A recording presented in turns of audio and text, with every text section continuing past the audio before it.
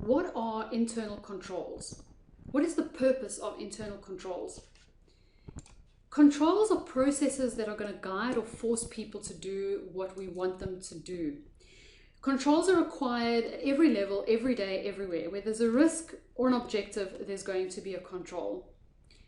Controls are about making sure that people or things or whatever works the way that they should in terms of reaching a particular objective. Okay? Forget about auditing, forget about all this boring business stuff. Let's just take it back to basics, right? Think of parenting. Okay? When you see a child misbehaving, having a screaming tantrum, whatever the case is, not doing what they're supposed to do you blame the child or do you blame the parent? Okay? Most of us, we kind of look and go, well, your child wouldn't be doing that if you provided the environment or you controlled your child properly. How many times have you heard people say, can you not control your children, right?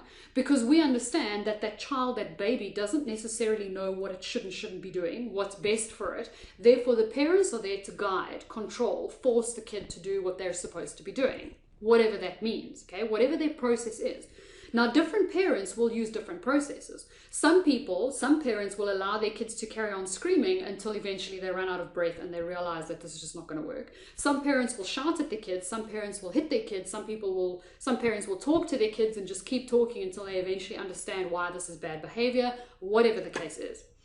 Whatever that is, those are different ways that you could control your child. Those are different ways that you could solve the problem of that child having a temper tantrum. But which one's right? Which one's right? We don't know, right? That's this massive argument, huge argument. Should you hit your children or not? Should you shout at them or not? Should you talk to them or not? Should you just ignore them or not? Nobody knows. Those are controls. We cannot necessarily say that one way is right or wrong, but the idea is, how do you guide that child, or how do you guide that particular process in terms of reaching the objective of raising a well-balanced, decent human being at the end of the day? Okay? So wherever there is anything in life that has an objective, it has a control. And when we look at controls, we're saying the people that this applies to, or the things this applies to, don't necessarily control themselves. The child cannot control themselves, okay, because they don't understand any better. When they grow up into adults, we imagine that that adult will control themselves and not have a temper tantrum when things don't go their way. We imagine that as an adult, they can control themselves. But as a child, they need someone or something to guide them. So controls are any kind of processes that will guide or force people or things to do what you need them to do in order to achieve a specific objective.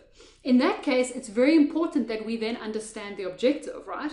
We have to understand what it is we're trying to achieve so we can then pick the right process that's going to help us achieve that. And unfortunately, keep in mind, for auditing, that may not necessarily be the same thing. One process that works for one company may not necessarily work for another company, which is why you're going to need to learn how to apply the processes that we're going to look at in different situations.